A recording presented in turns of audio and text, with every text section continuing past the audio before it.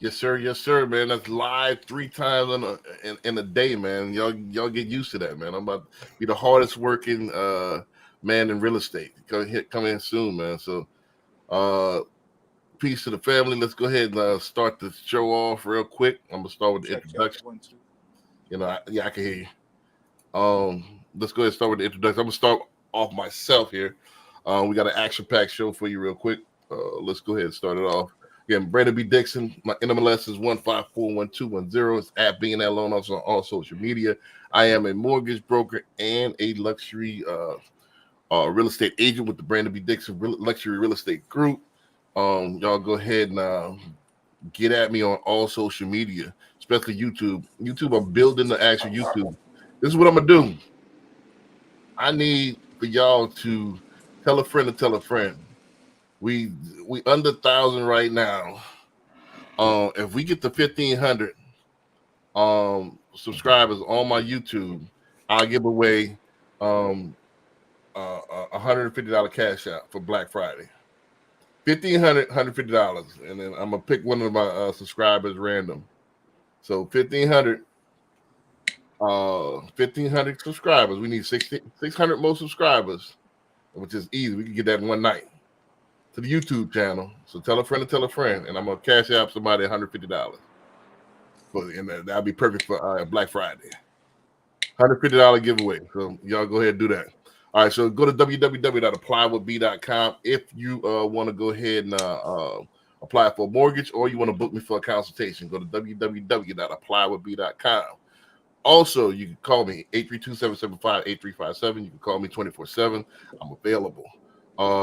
Also, you can go to www.cocinvestmentclub.com. We got some events coming out. We got Doors and Dolls coming out, which is a virtual event that's coming out late this month, early December. And we got some other stuff that we're going to vamp up for 2024. If you're serious about making generational wealth, that's the spot. Last but not least, go to my website, www.whatstoday'srates.com. If you want to go ahead and check my rates, I have the tightest rates, period. So, no discussion on that. Check it out, and you can look at my rates daily if you want. Hyman, let's go ahead. We're going to go ahead clockwise on this one. How you doing? It's Hyman with H&L Premier Realty. We're giving my pup back. They're having a good time. If you have any questions about investing, buying, or selling in real estate, feel free to reach out to me, 832-235-0985. That's why you need a Frenchie, man. Frenchies don't bark. You told me that. All right. Frenchies don't bark, man. I have 3 down there. You've never heard my dogs bark at all. All these shows. How they talk to each other? Huh? Sign language.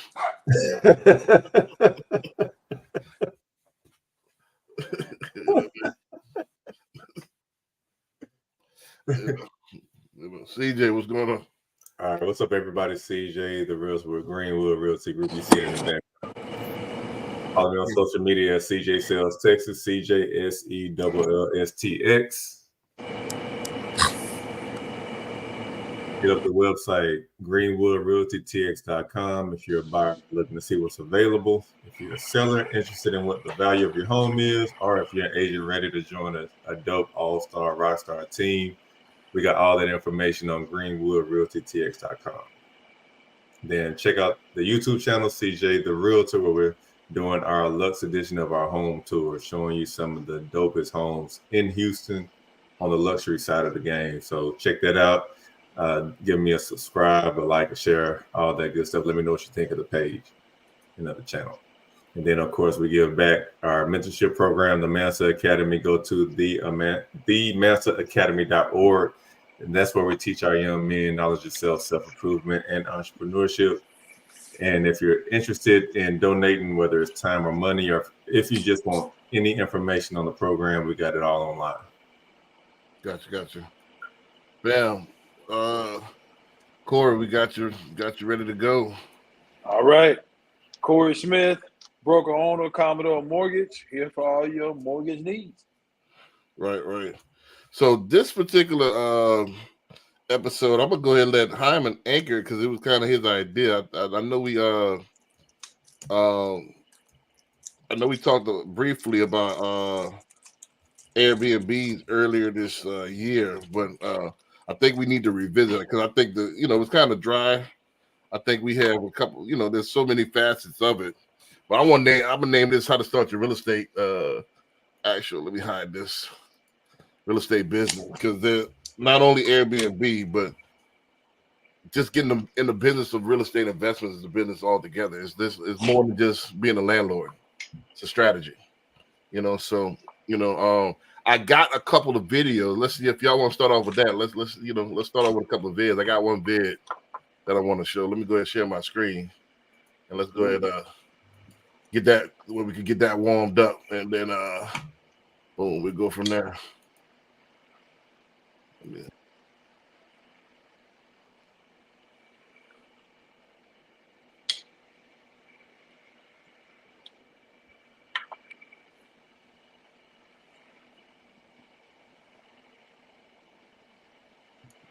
I don't see a video. On supply and Oh, here we go. like hotels and airlines. Third, I use Schleigen code locks, which keeps my properties and guests safe. Every guest gets a unique Write it one code more at check-in, time. which automatically deactivates at checkout, so no one that has an old code can check into my properties. Follow me if you want to build and run your business like an investment banker. I've made over $2 million. Write it one more time since we missed half of which is more than I used to making as an investment banker. Now I'm work 5 hours a week running the business. These are the top 3 softwares I use to automate my business. First, you need a good channel manager. I use HostAway, which syncs my bookings between Airbnb, VRBO, Expedia, and Bookings.com. My guests are sent automated messages throughout their entire stay without any human intervention. Second, I use Price Labs to price my properties based on supply and demand, just like hotels and airlines. Third, I use Schleigen code locks, which keeps my properties and guests safe. Every guest gets a unique code at check-in, which automatically deactivates at checkout, so no one that has an old code can check into my properties. Follow me if you want to build and run your business like an investment banker. I've made over That's one. Check this one out right here.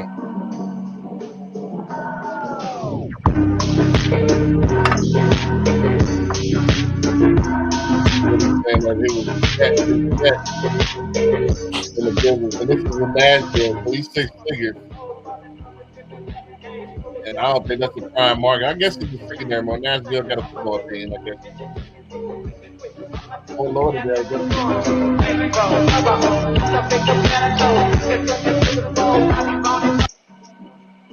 so get made over. Let me show you how to find a house that would be profitable on Airbnb. First, I find a home for sale in my price range on Zillow.com, like this 3-bed, 2-bath house in Asheville, North Carolina. Then I plug the address into AirDNA's Rentalizer tool, which will tell me how much the home can make on Airbnb. Now make sure to update the bedroom count here to get an accurate revenue estimate. I find that on average, this house could be listed on Airbnb for just under $300 a night at a 61% occupancy rate. Next, I plug the property into my Airbnb profit calculator, which will take all of my expenses like mortgage, utilities, Wi-Fi, and totals them up. Then it takes my nightly rate that I will be charging guests and the average occupancy rate and tells me how profitable this property would be on Airbnb. This particular house would make about $2,300 a month in profit, making it a great potential rental. If you found this strategy helpful, click the link in my bio to join my course, Airbnb Pro Academy, today to start learning how to successfully start your own Airbnb business. Well, I just wanted to show y'all a couple of videos that, that is just not a willy-nilly type thing. It's like you got to have a strategy if you really want to take this serious and really want to be profitable. It's more than just being a landlord. All right, I got a property now. Let me just throw that thing on there and see what happens. That's not how you make money. Like a lot of there's softwares out there. There's the support systems. There's strategy before you even get the property. So that's what it, proper preparation takes. That's where people lose out. They just, hey, I like this. Let me make this an Airbnb. You didn't do any research. So I just wanted to show those videos. Like, hey, it's serious. It's not as easy as it seems. Everybody think real estate is easy because everybody show the fruit. They don't show the watering the plant and planting the seeds and all that stuff, the harvesting and all that. So, Hyman, I open it up to you. You muted, but what's the first question that you have? Where you want? I just wanted to show that, and then where you want to go with it as far as Airbnb. I think, like how you just spoke about, there needs to be a strategy, and it's not just a willy-nilly and being a landlord in the Airbnb space. Right. Airbnb it used to be a novelty. Now it's becoming trendy. It's not. It didn't even take the place of saying it's truly successful. You can't. It's it's one of those things as having a luxury bag or having a luxury car to say I own a Airbnb. I don't know if everyone is really taking it to the seriousness of, is this really going to be profitable for me at this time or in this market of real estate? Those folks on those two videos, what I did notice was that they chose some ideal spots. The one in, I think it was at North Carolina, the last one. In there, there's water near North Carolina. Yeah, Somewhere, yeah. There's Pockets everywhere. There's pockets everywhere. So yeah, my thought process was, realistically, if you truly want to get into the Airbnb space, it wouldn't be I wouldn't tell my folks, it would be a great thing to be just in the middle of a city. I would have to be you would want to be somewhere that's quote unquote a vacation spot, a destination spot, to be advantageous to a damn near sure that you will be profitable, even with the tools and that they're providing out there now for the Airbnb space. Right. Well, just to kind of based on my experience, usually, on the coast, Port Lava, what is it, Port Laka, Corpus Christi, Porto Lavaca. What it's called? Porto Lavaca. Lavaca. Uh-huh. Those houses go for a premium price because people know that it's an Airbnb spot. It's a good vacation spot. Hill country, stuff like that. People know. So it's all right. You got to still do your due diligence and see if I purchase this property at a premium price, will it still be profitable? It's a lot of P's, so because people know, all right, if I sell this Airbnb, this is making me $13,000 a month because vacationers come in and pay $700 a night.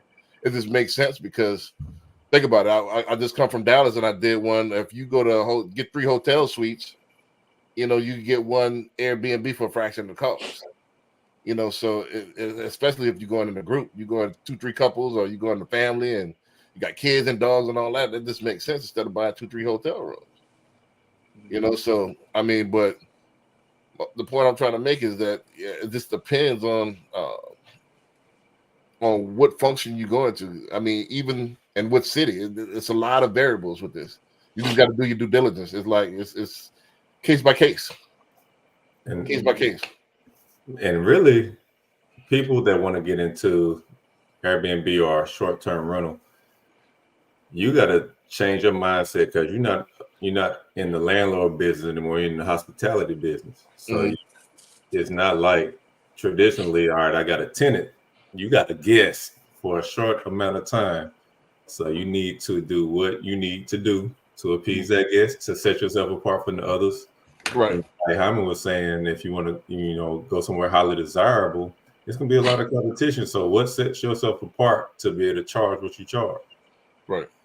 Yeah, because like the guests, they have food and popcorn ready, and trash bags and towels laid out and mints on the pillows, and so all of that adds a nice touch to it and make you want to repeat business. Like I know this host it takes pride.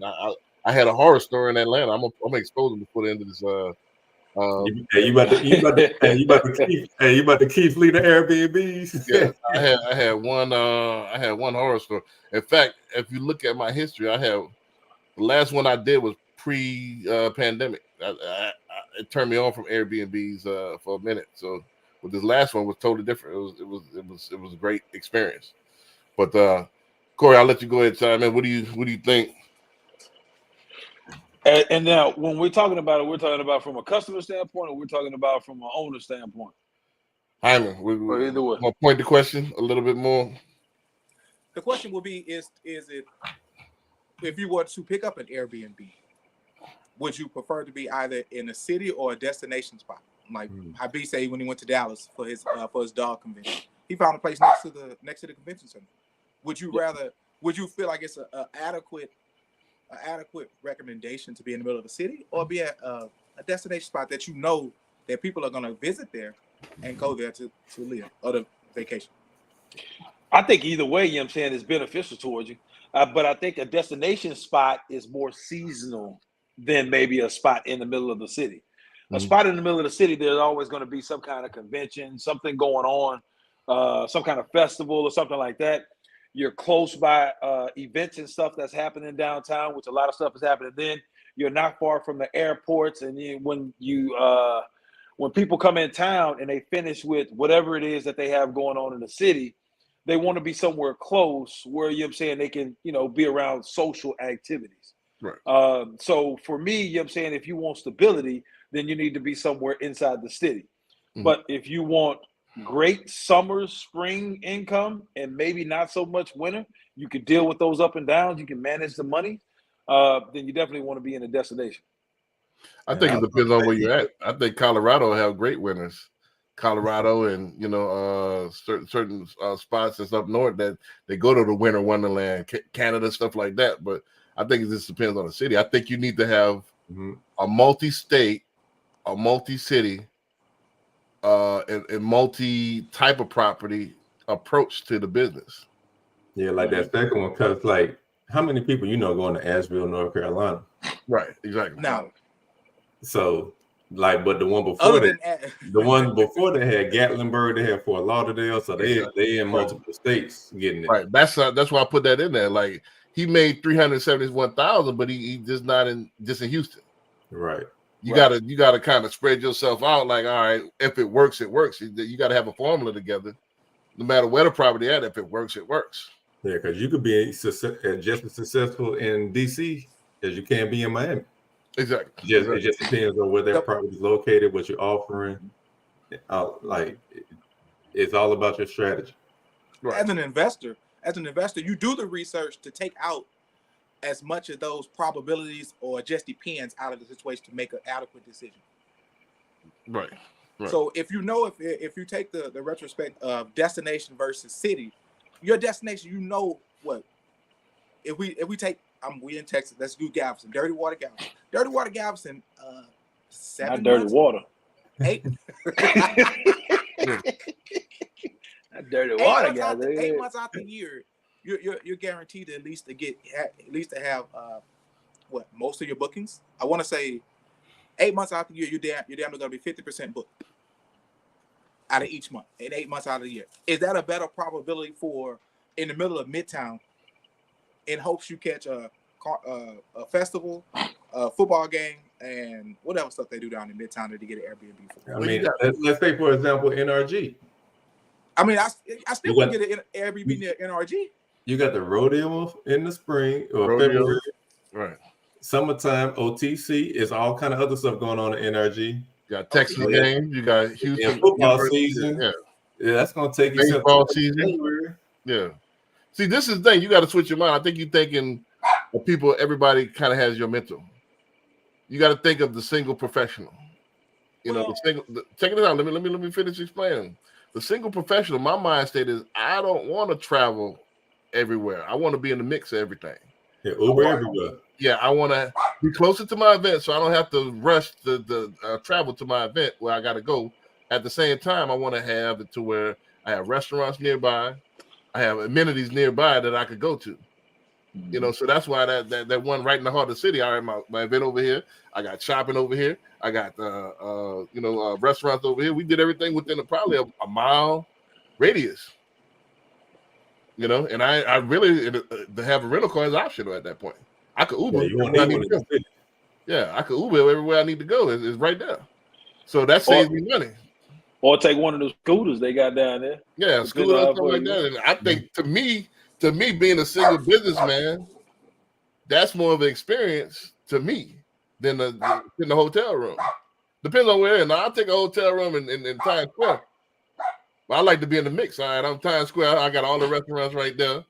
The clubs right there. Bars right there. So I'm in the midst of everything. I wouldn't go to West New York and then travel in the city. But as an investor too, you got to think about how saturated these areas are, because if you find something or you acquire a property and you can't charge enough to take care of your expenses, then it don't make sense anyway. And that's what's happening in a lot of areas with, like, I know Georgia, especially in Atlanta, they kind of cut that up and chopped it up a little bit to stop all the influx of investors, especially from out of town. But if you were looking at these spots that, it's an Airbnb on every corner or multiple on every corner, then you can't charge as much as you used to. Right. So then that's going to eat into your profits. Right. It's just, man, you got to really do your researching or get with a professional that's their niche.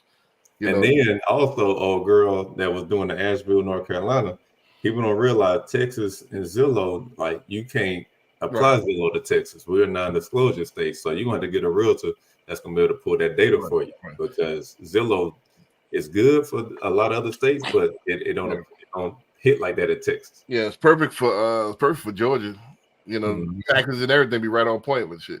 Texas is off. Big time. So I don't use Zillow at all in Texas. I use it, and it's the opposite in Georgia. Like Georgia, Zillow right on point. Everything else is trash. Like everything else is like not, numbers off. So like, yeah, you gotta know these things. Like what you don't know, Mike, it's gonna cost you. It's gonna cost you. You know what I'm saying? What you don't, ignorance is not bliss, especially in business. No, not here. So that's gonna be sick. Yeah, man, I mean, that's the thing. Get with a professional. I see where you're coming from. I mean, like if I was a family man, you got the family, you going where you would go, it would be a vacation. For me, it's work. So, in retrospect, when I think about the Airbnb space versus family versus a single man like yourself, I wouldn't even consider getting an Airbnb if I'm in town just to travel. I would just get a hotel room. Well, that's the thing; it's cheaper. But you also, when you mention the fact that if it's a group, right? Now, if it's a group, that's when it comes into play. So when you buy the Airbnb, you're setting up for a group. Well, how often do men travel together? Other than all the time. If you're an entrepreneur, you got your cameraman, you got your, you got your, your wingman, you got your, you know what I mean, you got your chauffeur, you got, you travel with an entourage for the most part. You know what I mean? And at the same time, it depends on the amenities and what you're going to use. Right. For most entrepreneurs, this depends on what you're doing. Most travel with an entourage. If I'm going to a dog convention, I can't have 2-3 dogs by myself. I got to have somebody to help me set up the tent and all that stuff. So you're going to travel with people. So the probability of a single man in an entourage, or like how you said, a family man like myself, I'm a gear more towards the family side because I have more potential renters that way. Right. That kind of eliminates a lot of those. Where should I do it? How much should I charge? What am I going to do? Because you just already know it's going to be family oriented, husband, wife, or whatever you want to call them, and their kids, and a couple other adults and their kids. So with that being said, I know that my probability of being profitable has increased by make sure I'm in the right in a destination spot versus the middle of the city. I think it's both. The reason why I think it's both because it's you. I will take that family money. That's once or twice a year. Also, I think that businessman money is going to be slow and steady because I need to go to Dallas quite often. That's hop, skip, and a jump, and I like that particular Airbnb, so I'm going to stay there more often. He said I've already texted back and forth with the actual host. He said next time I got you, I give you a discount next time if it's off peak, not a weekend or something like that. That's perfect for me. I go during the week, so I'm communicating with him. So I'm gonna have you gonna have repeat business out of me. When I go, I could go to stay there, and I'm already comfortable. I already know what it's like. So that's the relationships that you build. So for business, I take both. I'll take businessmen because they're gonna come in. Especially, they frequent certain towns. Some people commute, so you could do, I think I had another one I was going to play as well. She talked about the reason when she's slow, she do 1 to 3 months, midterm. She don't do short term, she don't do short terms. She do kind of like midterm, 1 to 3 months. So when it's slow, she'll give the person a good discount on, staying 3 months. That has become really, really popular. I've seen that a lot. Right. But folks who are really moving here don't know where they want to live yet and don't want to do the hotel thing. Yes, that has become super popular. Right. Especially when we had that big migration from Cali to here. They stayed in Airbnbs until they found their next place. I'm not super big on hotels. I got the Katrina trauma. You know what I'm saying? So after staying in the hotel room for 3 months, you know, hotels ain't a big deal no more. I stayed at the Marriott, you know, so I stayed at a nice spot, but it gets old after 3 months staying there continuously. You know what I mean? So Yeah. I'm not big on hotels. You know, if I have to stay in a hotel, I will. I like the homeliness. I like of an Airbnb. Yeah, and as an investor, it all depends on your strategy, because if you find somewhere like Hammond's talking about on the water, somewhere highly desirable for a vacation spot, you can charge a premium.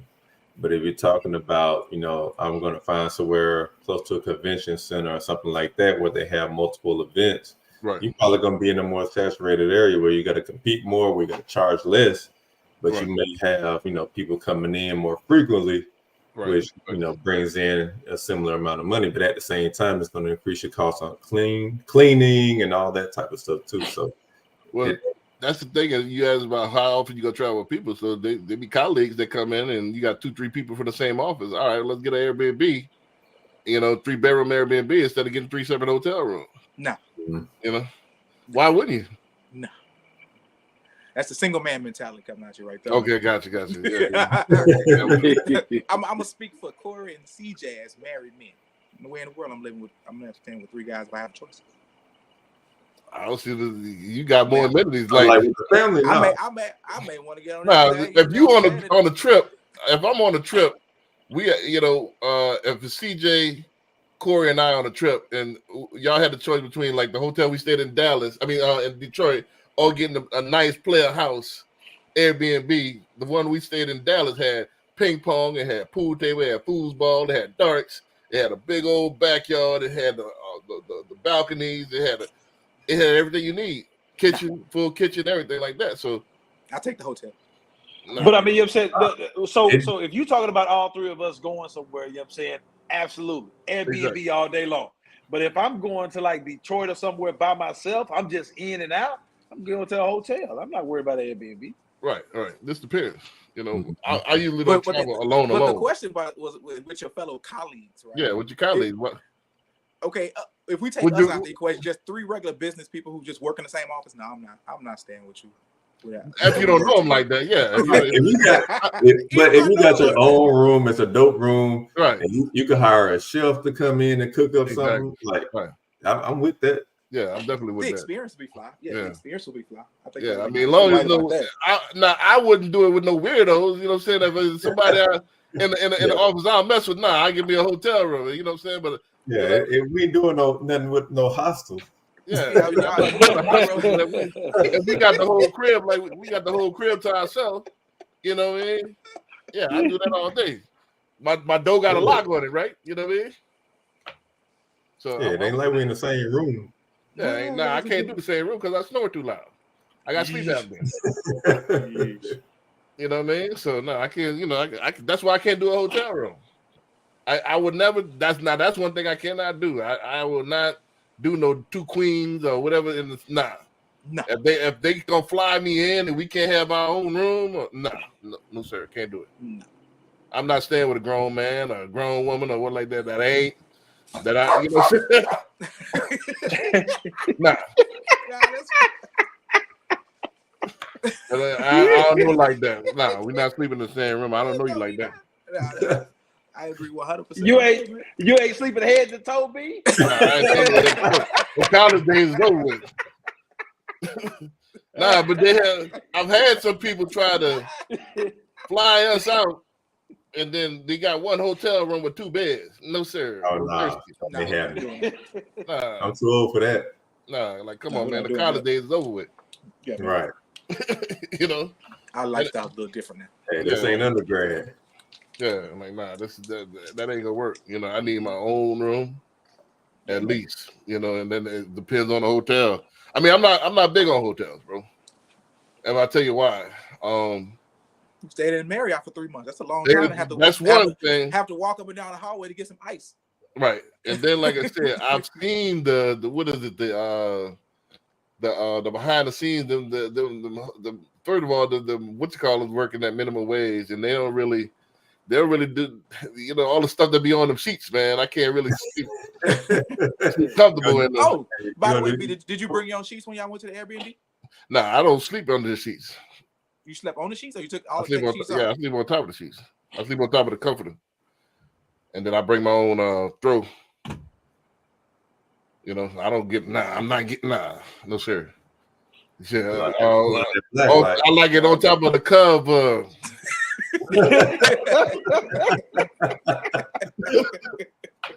You know, I like it on top of the cover, man. Oh my goodness. You know, so I don't get in the sheets. No sir. You don't know what's in there. No, you don't. Yeah, and shoot. Like, so you got to check them hotels. What was it France or somebody had all the bed bugs? Yeah, that's what I'm saying. Like, then you don't know who had COVID or whatever. You sleep, you right back by. They really, if you don't do nothing, they just freshen up and tuck that thing back in, and you know. On to the next one. They ain't even watch it. Nah, I'm good. I'm good. I hear you, but I'm taking my chances. I got to be comfortable. Yeah. You gonna bring your own getting under sheets? them covers. You gonna bring your own What? sheets? Hell no, I'm bringing on my sheets. Right. I pull the covers back. I do a brief look. You know what I'm saying? If it looks good, I'm up under them things. Bundled up. Yeah. Well, don't Like kill you you, make you said, stronger, right? That's what ignorance is bliss right there. Right. Hey, look, I'm in there. Right. You know what I'm saying? But for me, you know, hotel beds don't be that comfortable anyway, man. They be having the spring mattresses and depending on the hotel. depending on the hotel, man. Like, man, you wake up, your back be hurting. Yeah, I wake up like, you know, like I said, that one in Detroit, man. We slept at the raggedy one. At least when Corey and I, when we was at a decent one, but we went to that raggedy one, man. It's like I survived a car wreck or something, like, you know, in the morning, man. I gotta, you know, you got them spring beds, man. For a big dude, that's like sleeping on the bed of nails. You know, yeah, you was hurting. I've had all them pillows around me. You know what I'm saying? I slept like a baby. See, the thing about pillows is now you got, with me, now is a chance for that disc to slip because you're all over the place. Huh? For me, the distance slip. Yeah, with pillows. With pillows. Pillows, I gotta have something where it supports me. You feel what I'm saying? So if you got uneven surface, your spine gonna twist, and that my distance slips easy. Once that disc slip, I'm no good for like a couple of weeks. You need a grown man crib. That's why I like the Airbnb. Like, you know, or man. Sleep on that hard ass couch. That couch is hard. You could have slept on that. That would have gave you much support. Because you know what I'm saying, that thing was like a bed of nails. That couch, I need like a memory foam or something like that where it's soft enough to conform, but I need some support. I can't do the. I'd rather do the spring than to do like a couch or something, or do like a bunch of pillows where I'm all contorted. I wake up. I only take that one slip and it move a certain way and it hit that nerve. That's a wrap. You bent over. Yeah, you got a bad back, B. I ain't got a bad back. It can slip out of place. Yeah, you got a bad back, dog. No. Well, you never had to slip this. Put lipstick on a pig, you got a bad back. You know what I'm saying? Look. Well, Okay, how you dress it in up? your situation, B, if just laying unevenly for 6 hours, 6 or 7 hours will cause you to slip a disc, yes, you have a bad back, though. Just in that situation. Well, I thought like everybody, when they relax, you relax the muscles. That's what makes you sore in the morning. Mm-hmm. Don't forget, I used to sell mattresses. What's called your muscles are tensing up, right, to hold everything in place, to hold all the vertebrae in place. When they relax, then they start to move apart. Okay. You know, and that allows it to move. And so that means you'll spread apart too far. Yeah, no, that means that those little discs in there, like crab meat. Yeah, it's a little gelatinous thing. All they have to do is move like a half an inch, and it hit the nerve, and that's a wrap. Okay. You know, and I gotta wait till I gotta either crack it back to where it's back in place, or wait till it eventually move back in place. You know what I mean? Yeah. So I'm no more good for a few. I don't know the science behind it, but it sounds like you got a bad back, baby.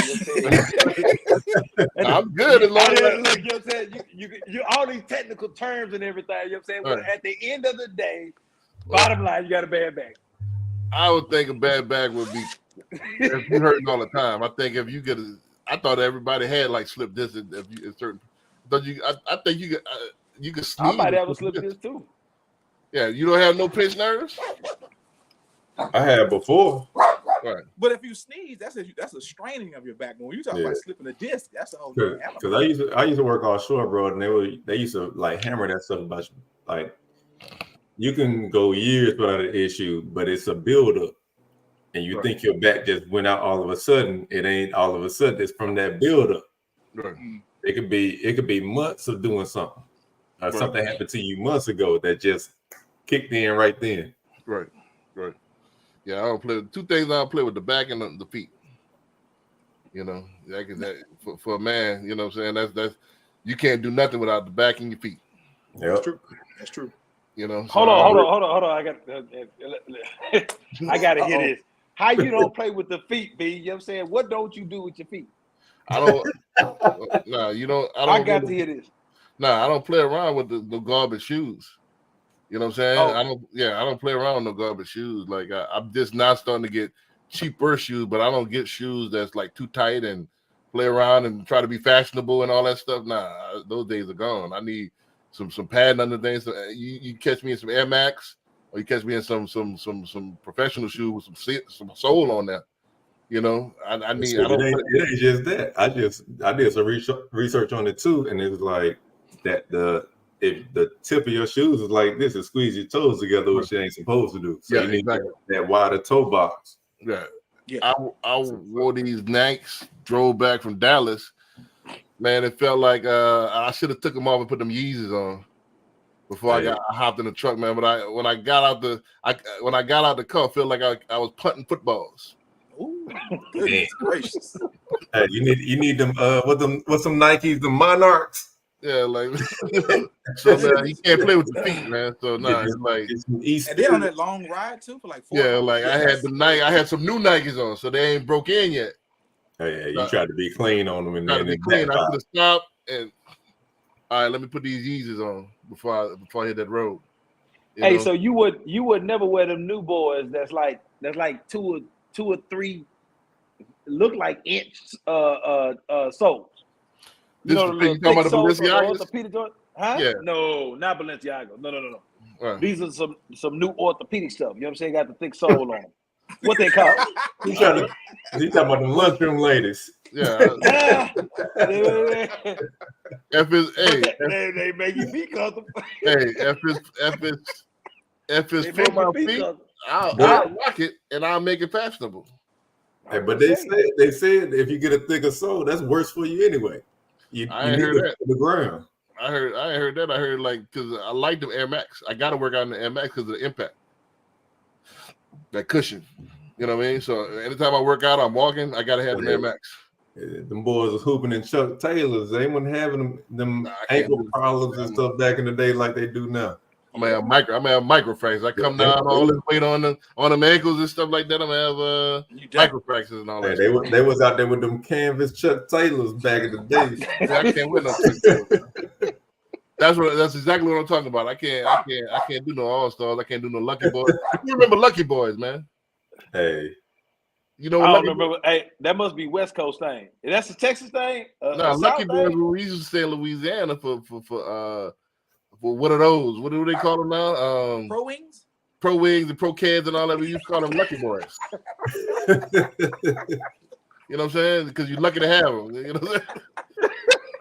You remember that back in the school, man? Man, you got the Lucky Boys. Lucky Boys? No, yeah. I remember the what are those? What are those? Back in the 80s. Yeah. What are those? Lucky Boys? Lucky Boys? That's a new one. That's what you call them in Louisiana, man. You got the Lucky Boys on, man. You coming out here with the Lucky Boys on. Oh, man. That was a good one. It's new, but that was good with them Lucky Boys. That's old school. That's my grandmother and them. Nah. I'm gonna bring that back for skinny jeans. What are those? Everybody doing those Lucky Boys, man. Lucky Boys. Your jeans too skinny. Now you gotta wear this purse to hold your stuff that you would have had in your pocket. Right, so hey, like they used to say back in the day, pull your shoes up. What did y'all call everybody from different spots? Everybody from different spots. What did they call no name brand shoes in Alabama when you was a kid? Buddies. Yep. And why they call them buddies? And like I don't know where you got them from, buddy. Or some Bobos, buddy. What they used to call no name brand shoes in Houston? All right. I ain't never heard of buddies. It's the Bobos. You know what they call in Houston? What was y'all slang for it? What was I say for no name shoes? But no name shoes as a kid. What was y'all name for it? Man, I don't think it had a name. Yeah, I don't think it had a name. I know y'all said, man, you just got capped on, you know what I'm saying? But I don't think they had a name. Yeah, we had a terminology for that, you know. Hey, there was some Bobos. Like, I don't know what hey. You know, we call them lucky boys, man. You know, then you had what about high waters? Flooding. That was it. You flooding. Yeah, you was flooding. Nah, yeah, we call them high water, man. You got the lucky boys on the high waters. Nah, we just That's call a it flood. I I heard high waters before. We were like, where the water at? Where the water at? High waters, man. That was when you had the cuffs too high. You know what I mean? Y'all used to cuff your pants in Louisiana? Yeah, we used to have cuffs, man. You just had them. They cut them because they was just too short. They wouldn't touch the sock. They call them things high waters, man. Hey, man, you got your little brother pants on. Right, no doubt. You know. Hey, look. In Louisiana, did y'all have the stay flows where the jeans can stand up on their own? Nah, was y'all starting y'all pants like that? That was a Texas thing. We had them in Texas. Alabama. Oh, okay. Okay. I was in Alabama. Okay. They used to start. Yeah, they used to. Man, what? They used to make fun of like they used to starch jeans. I used to starch my jeans, but it wasn't where it wasn't Texas. Texas, y'all boys had the creases like where they. Yeah, we had creases too. Extra creases. Yeah.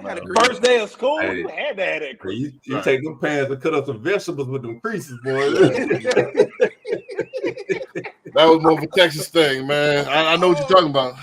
I know what you're talking about, that was Alabama too, bro. We were big on them creases. Yeah, you got to be starching iron, man. Starching iron. I used to take mine to the cleaners, man. I used to get the heavy starch. Nah, you know what I mean? You get that stay flow. Yeah, you got that bottle of stay flow at the house. Hey, the whole ironing board be black. Starch like a little. You got the flakes on there. You got to, you know what I'm saying? You got to scrape off. You know what I'm saying? You got to get the flakes off of that. Yeah, you got to get the flakes off there. With a damn towel. Hey, but look, on first day of school, couldn't nobody tell you that. Hey, for real. You better not go in there with no wrinkled jeans on, man. What's wrong with you? I'll give you a throwback Louisiana term that nobody used no more. This was literally a little bit before my time. Wody?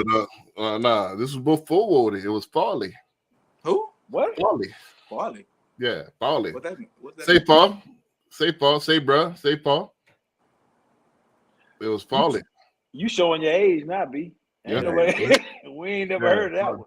Nah. Say Farley. Farley. Yeah, Farley. Yep. Farley.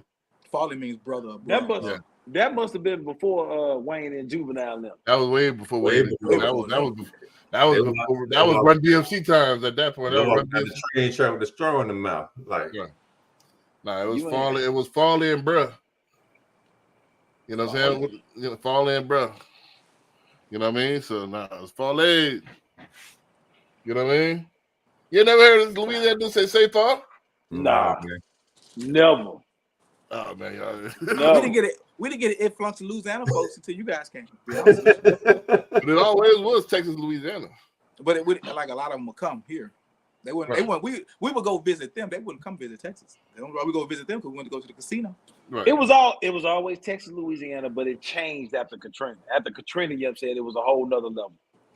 Right. Of linkage between Texas and Louisiana. Right. It changed up. Yeah. But yeah, man, we had some different slangs, man. You know, another one that people don't probably know about.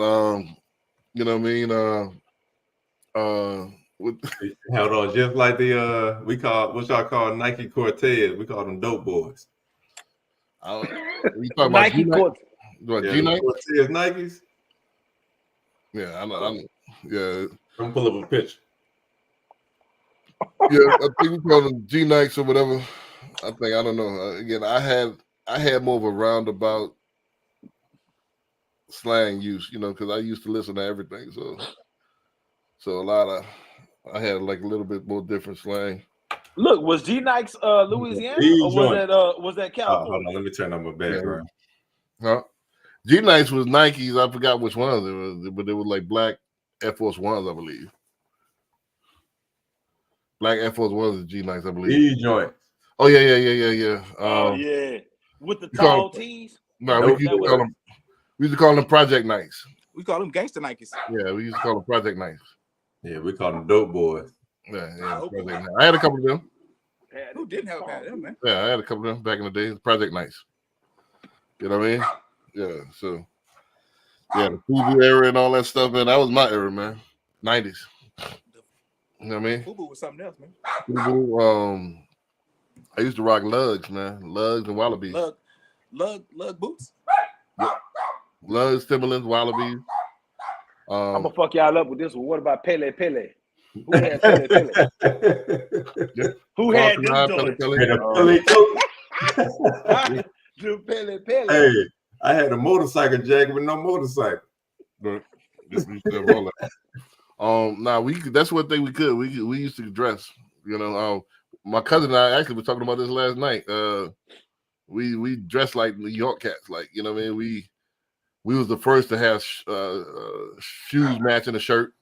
Because New Orleans cat, a typical New Orleans cat was white t-shirt, Jabos, and G Nikes. That was their dress code. Jabos with the crease. Jabos. That was white t-shirt. They are white t-shirt, Jabos, Air Force Ones. That's it. And it's always white or black.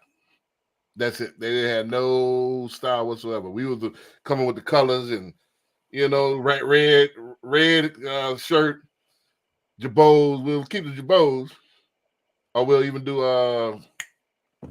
FUBU jeans. We'll do that sometime. We'll do, what I'm saying. We wasn't in the high end of Prada and all that stuff yet, but we'll do like the hip hop. Then we'll do the lugs or the Timberlands with the same. We had them Air Force 90, them Air Max 95s or something. Air Force 95, yeah. Clean. The 95s was so high, man. I couldn't even afford them, man. It was like 150. He had them Lucky Boys on you.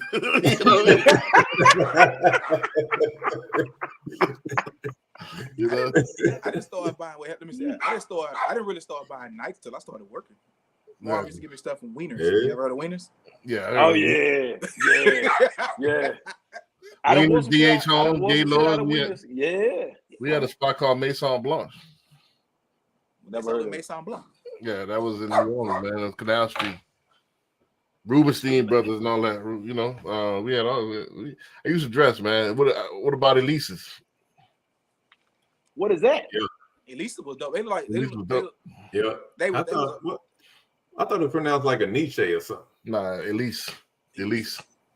Yeah, Elise is basically was like a boot, but it was it was real preppy. New Orleans cats used to in the early 90s and mid 90s used to dress real preppy. We did too. The boys you wearing had money, duckhead. You got to preface it with when you had money, B. If you had money, so if you didn't have money, it was jeans and t-shirts. Right. If you was poor, it was G Nikes, t-shirt, and Jabos if you could afford it, or Lee jeans, right? If you was a D-boy, in the 90s, you couldn't afford Jabos. Jabos, every bit of $60 pair of jeans. In the Jabos 90s. $50 back then, and that was a lot of money back then. But school hood kids had Jabos. I had every color Jabos in like 9th and 10th grade. Your granny took care of you, man. Your granny had a little. Not me. I used to work summer. Nah, that was BS. I used to work summer with my grandfather at his landscaping business. That's how I got so dark. I used to be peanut butter color. I used to be damn near Corey color. When I show you a childhood picture, man. Man, you don't go outside now, so how you see the dark? I mean, Facts. You was up there tarping roofs and shit. You know what I'm saying? That's how you got the. Yeah, look at. Hey, look. Yeah, but I got a tan, bro. Like I said, working them summers, man. You know what I'm saying? Don't forget my mom and them Creole, the Indian. You know what I'm saying? I used to get, hey, who's that white lady drop you off? You know what I mean? So working my grandfather, man, in the summer, man, I used to spend all that money, get about worked the whole summer. Had about $500-$600, man. Spent all that money on clothes. But what y'all know about the starter sets, man? I had all color starters, starter jacket. Hey, look, I want to know: Did you have a Jerry curl?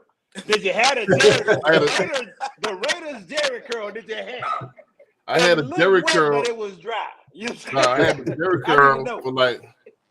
I had the Jerry curl when I was like 8 or 9 years old. Hey B, I challenge you to pull up a picture when you had the Jerry curl. I only had the Jerry curl for like maybe a summer. When it I had like Jerry curl for a summer. Do you have a picture where you had a Jerry curl? Nah, I don't have a picture when I had the. Yeah. That was when I was 8, 9 years old. That was when I was hot. Like that was in the 80s. When Cube and them set that thing off. Nah, this was before Cube. This was everybody was like Cube and them? Yeah, I just turned 47. My birthday was last Thursday. I just turned 47. For real? So, yeah. Happy birthday, B. Yeah, I appreciate it. Why you didn't tell us, man? We could have came together. We could have came together and cooked you some food, man. Yeah. But I'm probably older than all y'all, right? I'm older than all y'all, right? You got me about older 2 years. than me. Yeah. So, you got me about 2 years. I was born in 76. So I was born in 78. Yeah. So when I was 8, it was 83, 84. So that was that era, like, but that was before rap. That was when we were listening to Candy Girl, you know what I'm saying? That type of, New Edition and hey, what we was listening to, B? The Candy Girl, man. I need you to hit that note again, brother. You know I can blow, man. I need you to hit that note again. I gotta hear that. You know what I'm saying? Yeah, no, I can blow, man. I can blow. I can hold a note, man. I just look at it. You kind of sound like Raph on that one. You know what I'm saying? Let me get that thing. Yeah, I can hold a note, man. But that was before rap, man.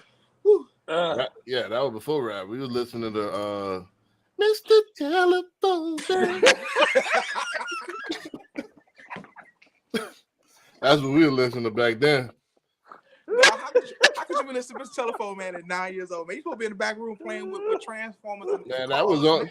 I used to hang with the older cats, so playing ColecoVision, man. The older cats playing that Mr. Telephone Man, talking to girls, man. Hey, you want to talk to a girl?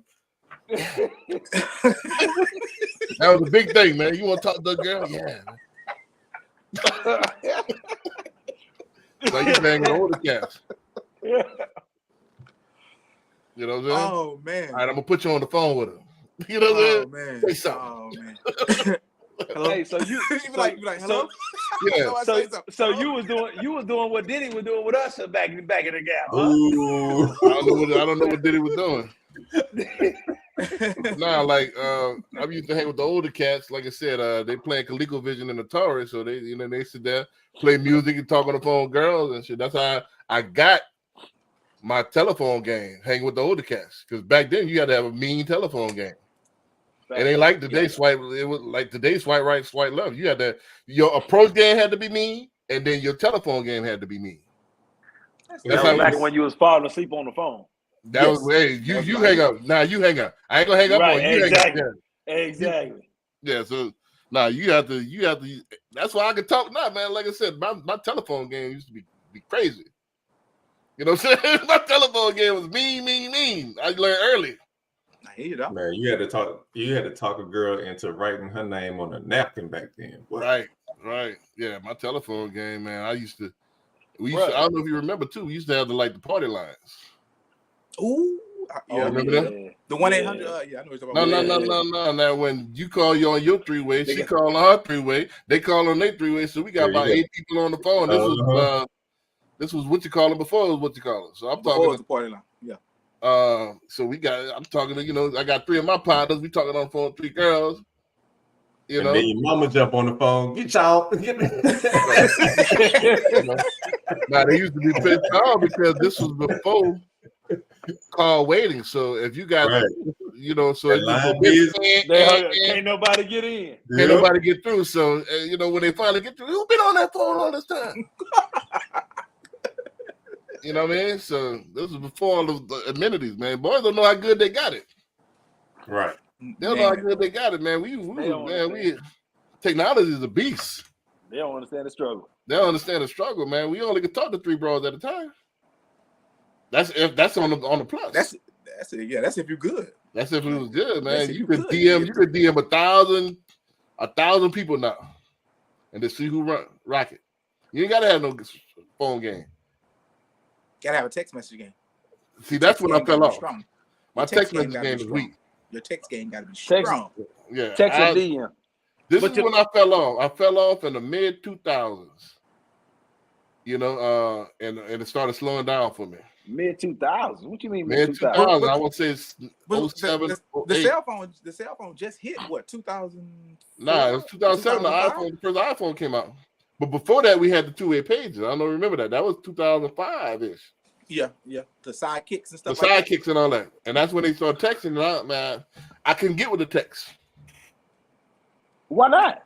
because it's an art to this talking, man. It's the inflection of your voice. It's the music you playing in the It is, background. and you can't get that in the text. You can't get that in the You can't- text. you can't- the context of a discussion is kind of what keep a discussion going great. We used to have something called volumes, and it was my boy Chris used to make these mixtapes, all the latest R&B stuff.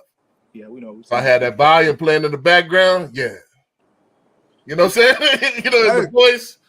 Hey, It's you the remember- whole hey, nine. You remember Fuck Action? Remember the Fuck Action series? Hey, look, I was gonna say, but I wasn't gonna But say. don't get me I started, wasn't man. gonna say. I ain't Hold on, nobody can say that. Let me end this live, man. Y'all